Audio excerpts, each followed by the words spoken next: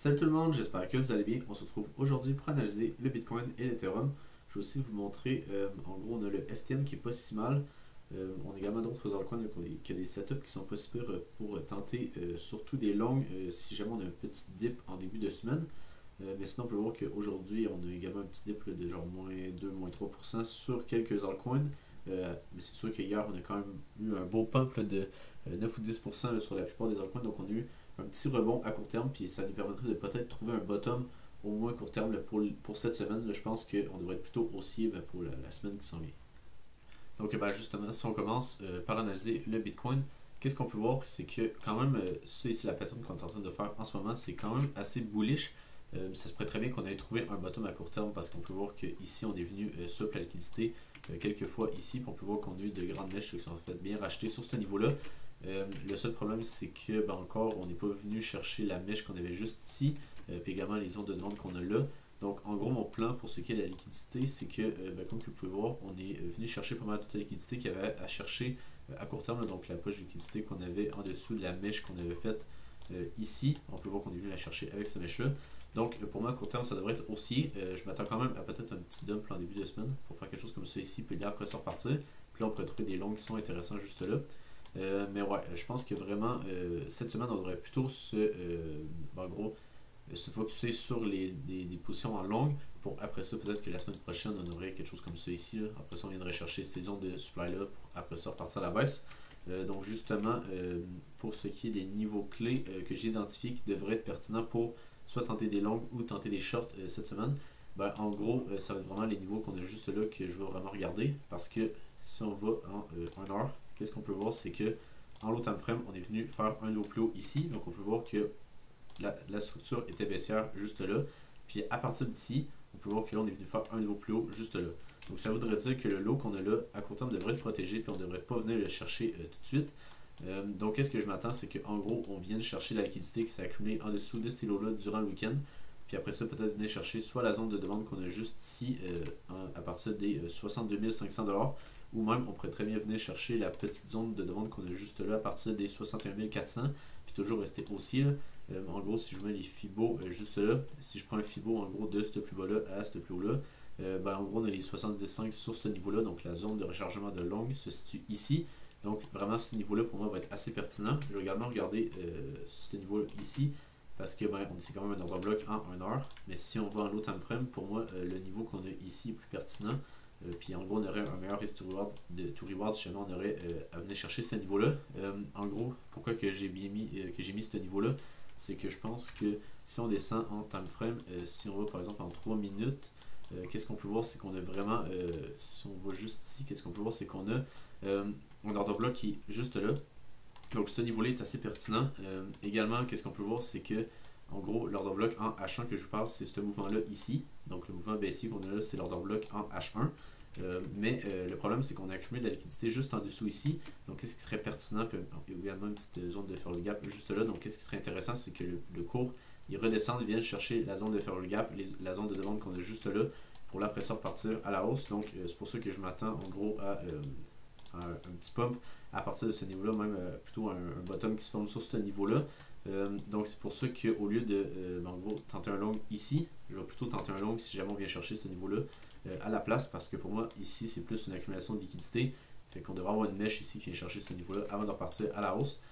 C'est sûr que comme que je vous dis, ça se peut qu'on s'arrête là, mais bon, je pense que ici une position dans ce style-là avec si je vais en 5 minutes pour mettre le stop loss, je pense que qu'est-ce qui serait intéressant, ce serait de le mettre en dessous de la zone de demande qu'on a juste là ici, donc le mettre en dessous de cette mèche là juste là, donc ça nous ferait un trade si je reviens ici. En gros on aurait un stop loss juste là pour après ça avoir un TP. Si on va en 1 heure par exemple, on pourrait venir TP soit ici ou même je pense qu'on pourrait venir TP là, donc ça nous ferait un trade à genre 4 heures. Donc ça serait plutôt intéressant si jamais on aurait ce setup là. Comme que je vous dis, je m'attends vraiment à ce qu'on vienne chercher la liquidité ici pour après ça avoir un bottom qui se forme sur ce niveau là. Je m'attends à une mèche sur ce niveau là pour après ça repartir à la hausse durant plutôt la fin de la semaine. Sûrement qu'au début de la semaine on va faire un petit dump pour après ça venir repartir à la hausse. Puis venir chercher des niveaux plus hauts par rapport à ici. Là, donc ces niveaux là juste là. Je m'attends à ce qu'on vienne chercher les highs ici. Également les highs qui se sont formés juste là. Sinon pour ce qui est de l'Ethereum, Juste en daily, qu'est-ce qu'on a? Ben, c'est que pour moi ici, on est clairement sur une correction en 3 vagues juste là avant de recommencer un mouvement qui est haussier. Donc, je pense que le lot de l'Ethereum pourrait très bien être trouvé ici. Si jamais on n'a pas trouvé le lot sur l'Ethereum, on pourrait peut-être revenir ici là, sur ce niveau-là également. Le high qu'on a fait juste là. Donc, dans le pire des cas, ce serait une dernière petite chute. Revenez chercher ce niveau-là ici pour là, après ça, vouloir partir. Mais je pense qu'il y a des bonnes chances ici qu'on vienne trouver un bottom juste là puis qu'on parte directement à la hausse. Qu'est-ce que je voulais vous montrer également, c'est qu'on avait le niveau pivot qui était juste là. Donc, en gros, on peut voir que on avait une clôture juste ici. Après ça, toutes les clôtures daily ici, on n'est pas réussi à passer au-dessus. Donc, si jamais on réussit à passer au-dessus, même on peut voir que les lignes, que c'est assez clean. Si on prend par exemple la ligne juste là, qu'est-ce qu'on peut voir, c'est que on est vraiment fait un niveau plus bas et un plus bas ici, puis après ça, on est repassé en dessous. Donc ici, ça pourrait être une déviation pour après ça repartir à la hausse. Je pense que ça va être ça qui va se produire sur l'Ethereum. Donc c'est pour ça que je suis assez bullish sur l'Ethereum juste avec le petit niveau pivot là. Si jamais on réussit à faire une clôture en daily au-dessus de ça, ben, je vais m'attendre à une continuation haussière par la suite. Ça reste que si on va en low time frame, qu'est-ce que je m'attends? C'est que premièrement, si on va voir les liquidités qu'on a, en gros, on est venu chercher la liquidité qu'on avait accumulée au-dessus de ces highs-là. On est également venu chercher la liquidité en dessous de ces lows-là. Donc, vu que je suis haussier en high time frame, parce que je m'attends en gros à ce qu'on vienne faire une déviation ici, pour après ça repartir à la hausse, ben, je m'attends en gros à ce que ce lot-là, ici, devrait être protégé. Donc, on ne devrait plus jamais revenir en dessous de ce lot-là sur ce mouvement-là. Ça se peut que par la suite, par exemple, on fasse ça, puis après ça, on repart. Mais je veux dire, sur le mouvement que je m'attends qui est haussier durant cette semaine, ben, je pense pas qu'on venait chercher ce lot-là. Donc, maintenant, qu'est-ce qu'il faut regarder? C'est plutôt des niveaux de demande qui seraient intéressants pour tenter des longues. Donc, en gros, les niveaux clés que j'ai, ben, j'en ai pas vraiment encore pour ces niveaux-là, mais je vais justement les marquer avec vous autres. Mais sinon en high time frame, j'ai ce niveau-là, comme que je vous disais, avec le high qu'on a fait ici, la zone de demande en daily qu'on a ici. Donc, si jamais le lot ici, c'est pas notre lot final, puis qu'on vient faire une dernière correction avant de repartir, ben, ça va être ce niveau-là qui va être intéressant. Puis sinon, ben, j'ai toujours mes deux niveaux ici, donc les niveaux des 3440$ et le niveau des 3580$. Mais sinon, si on va en low time frame, les niveaux de demande que je voudrais vraiment tenter un long, en gros, on aurait un petit peu la même chose que sur le Bitcoin, le niveau de demande ici en 1 heure qu'on avait ici. Donc, on peut voir que la mèche qu'on a faite juste là, on n'est pas revenu dedans ce niveau-là. Donc, ça se pourrait très bien qu'on fasse une correction. On vient de chercher les lots qu'on a accumulés là pour là vouloir partir. Donc, pour moi, ça va être vraiment ce niveau-là qui va être pertinent sur l'Ethereum. Sinon, sûrement qu'en 15 minutes, là, on a également un autre niveau comme sur le Bitcoin. Donc, ouais, ce niveau-là également pourrait être pertinent. On doit sûrement avoir une petite heure de bloc en genre 3 minutes. Là, si on va voir ici, si je vais en 3 minutes, sûrement que ouais, ici, on a une petite zone d'order bloc. Donc, en gros, un autre niveau qui pourrait être pertinent, ça serait celle-là ici. Donc, en gros, on aurait deux niveaux à partir des 3000$ et l'autre à partir des 2950$.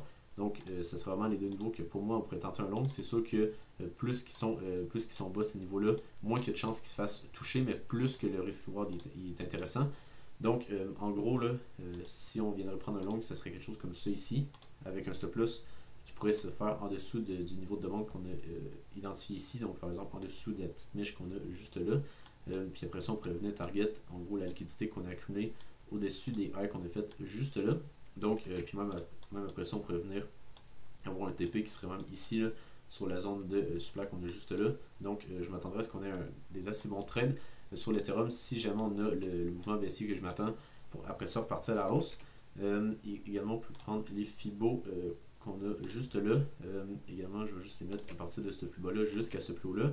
On peut voir qu'en gros, je pense que l'entrée ici, on pourrait même venir la raffiner un petit peu, par exemple sur les 0.618 ou également sur la zone de demande que je parlais ici. Puis par exemple, ici, notre stop loss, on pourrait mettre un petit peu plus bas là, vers ces niveaux-là, je ne sais pas exactement où, là, mais vers ces niveaux-là ici, ou même en dessous de ce plus bas-là. Donc par exemple, on pourrait avoir un trade qui aurait quelque chose comme ça ici. Donc si je remets comme ça, on aurait un trade quand même à 5 heures encore une fois. C'est juste que là, notre entrée serait un petit peu plus basse, puis on aurait notre stop loss en dessous de ce lot-là qui devrait être protégé. Donc, je pense que ça fait un petit peu plus de sens comme trade. Donc, ça nous ferait un trade à 5 heures. Puis, si jamais on vient chercher ce high-là, un trade à 3.9 heures. Donc, les deux trades, ça aurait pas mal de sens pour justement, après ça, jouer une consommation haussière si jamais on vient faire le petit dump que je vous parlais. Aussi, je voulais également vous parler rapidement de ce canal baissier-là qu'on a, qui est assez intéressant. Donc, en gros, si on a, le lot qu'on a fait ici et ce lot-là, Si on relie également au high qu'on a fait juste là, on peut voir que pour le moment, on s'accote sur ce niveau-là. Donc, qu'est-ce qui serait pertinent? Ce serait en gros qu'on ait une troisième touche sur ce trend-là, qu'on vienne faire un niveau plus bas ici. Donc, on vient de chercher la liquidité comme que je vous parlais pour après ça repartir à la hausse. Donc, je pense que ce canal-là, on devrait le casser à la hausse ici, puis on ne devrait pas venir chercher, par exemple, la borne de base qui se situe juste là. Donc, je m'attends vraiment à ce qu'on vienne faire, en gros, quelque chose comme ça ici, puis là, après ça, on casse, puis là, on aurait sûrement une impulsion haussière assez importante. Donc, je pense que ça rajoute un petit peu de confluence dans le fait que, ici, on devrait avoir un petit dump là, en début de semaine, vu que souvent, quand on a trois touches dessus une trendline, c'est souvent la troisième qui est pertinente, puis qu'on a un petit dump un peu plus conséquent. Donc, je m'attends à vraiment une petite correction en début de semaine pour après ça repartir à la hausse.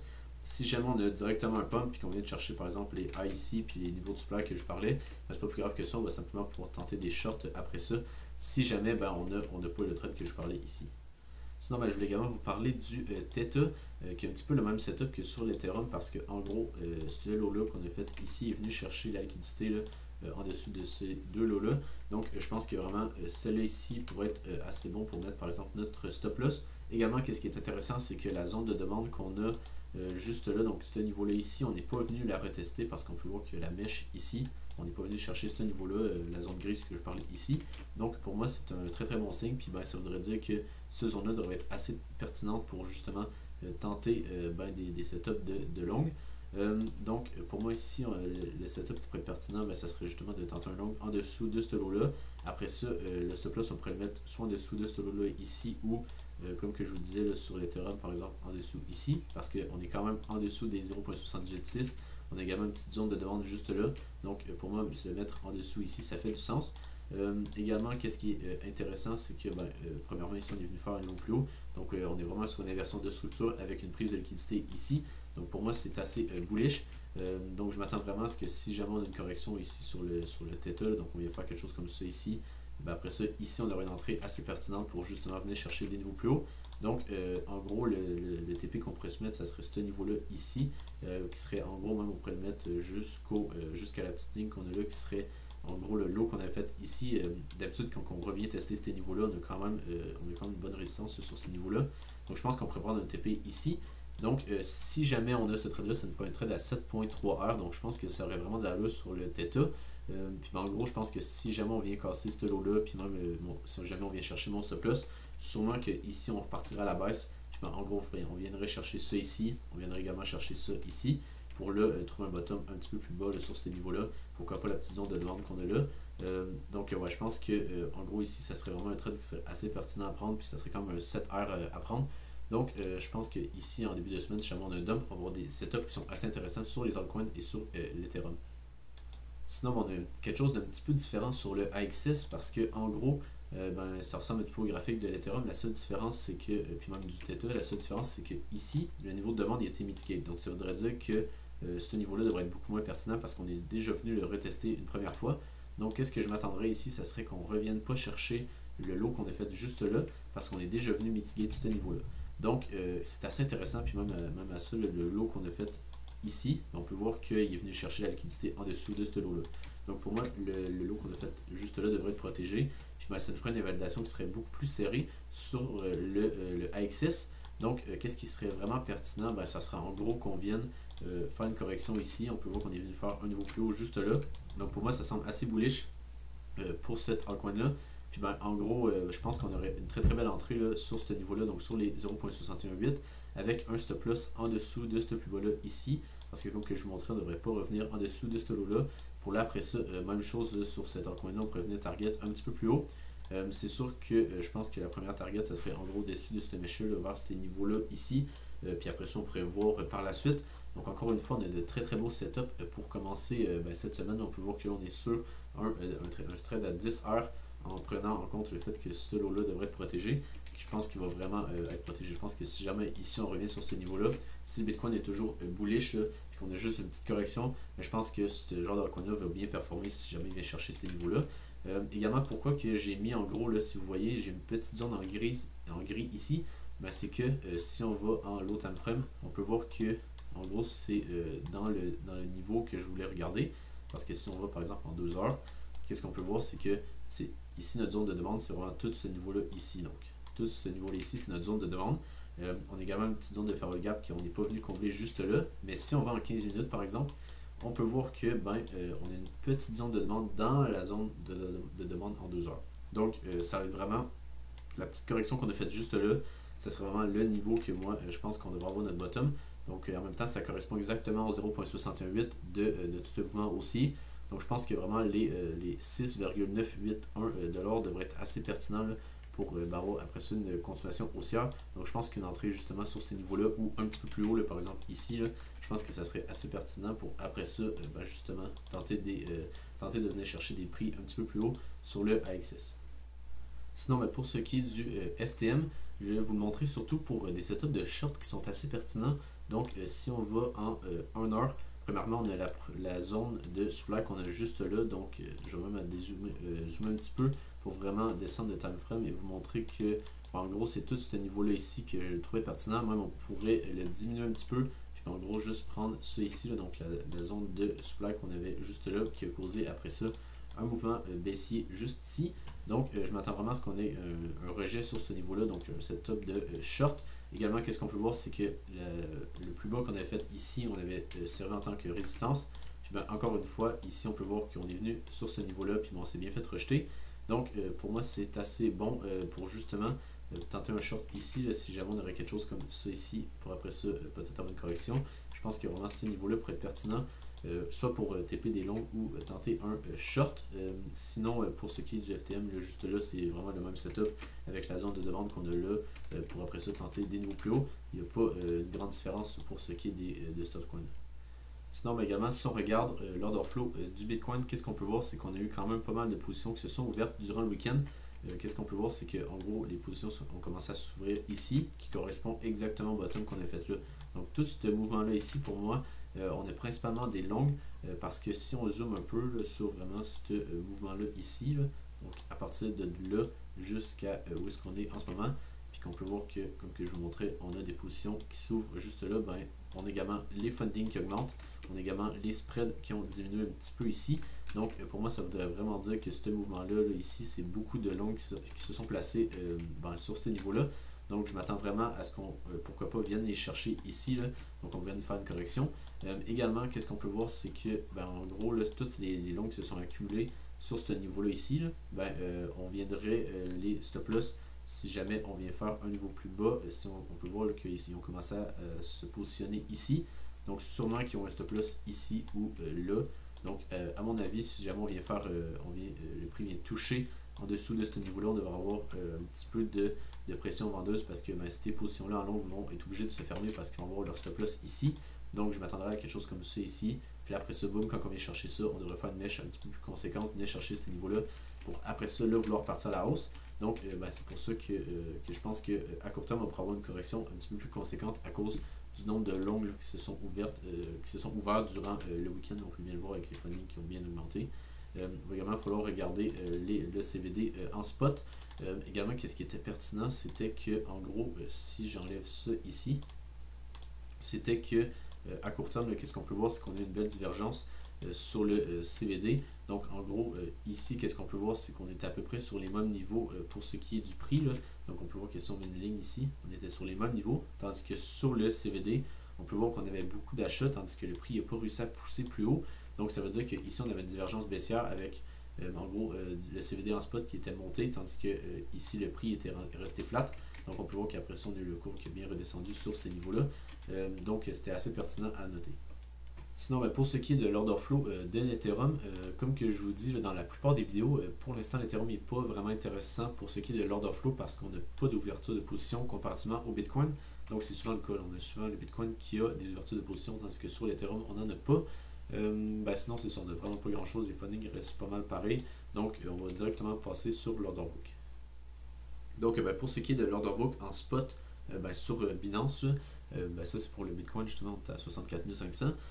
Qu'est-ce qu'on peut voir, c'est qu'on a un petit peu de supply qui se sont mis ici. Donc, ça a vraiment fait pousser les prix à la baisse. Donc, ça ne m'étonne pas du tout. Les niveaux, après ça, de demande qu'on a, on n'a pas vraiment beaucoup de niveaux, qu'on a vraiment beaucoup d'achats en spot. Là, on peut voir que c'est assez vide. Le prochain niveau, ça va être genre les 59 900. Donc, c'est vraiment où il y avait le bottom ici. Mais ouais, sinon, on n'a pas grand chose à noter. On a un petit peu ici là, sur ce niveau-là, mais à part de ça, c'est surtout ici la petite supply qui s'était matérialisée juste là, qui a fait vraiment baisser le cours. On peut voir qu'en gros, c'était tous les autres qui s'étaient placés juste là, qui ont fait comme un petit mur de vendeurs, puis ben, justement, le prix n'est pas revenu tester ces niveaux-là, puis on est directement reparti à la baisse. Donc, ben, justement, sur l'order book, pour ce qui est des perpétuels, donc pour les contrats en levier, ben, qu'est-ce qu'on peut voir, c'est qu'on a un petit mur d'achat ici au niveau des 63 700$. Sinon, on en a un petit peu plus bas au niveau des 62 800. C'est sûr que là, ils se sont fait enlever juste là, mais ça se pourrait qu'il fasse juste se remettre. Peut-être également qu'ils ont descendu un petit peu leurs ordres. On peut voir qu'il y en avait là, puis là, tout à coup, il y en a ici. Donc, ça se peut que leurs ordres soient juste un petit peu déplacés, un petit peu plus bas. Mais ouais, je pense que les niveaux des 63 000, on pourra avoir un petit rebond. Également, les niveaux des 62 800, on pourra avoir un rebond. Mais comme que je vous dis, pour moi, je regarde plus ce niveau-là ici. Donc, les 61 400 qu'on a justement la zone de demande que je parlais. Puis que ben, ici, on a pas mal de bons murs d'achat ici. Là. Donc, je pense que c'est un petit peu plus bas dans l'order book. Ouais, donc à partir d'ici, on peut voir qu'on a quand même 400 et 300 bitcoins sur ce niveau-là. Donc ça va être intéressant à voir, mais je pense qu'à court terme, on pourrait vraiment continuer notre baisse avec toute la supply là, ici qui commence à vraiment faire baisser le prix puis le cours du bitcoin. On peut voir que quand on a ce genre de mur-là dans le passé, on peut voir qu'ici, on s'est bien rejeté, ça a bien fait rejeter le cours. Également, ici, on peut voir que c'était pareil également juste là. Donc vraiment, je pense que ben, à court terme, là, ça se ferait très bien comme une correction pour après ça vouloir partir à la hausse. Donc, ben, si vous avez aimé la vidéo, n'hésitez pas à vous abonner sur Twitter et sur YouTube. Sinon, ben, je vous souhaite une bonne journée. Puis ben, on se retrouve pour une prochaine vidéo. Bye!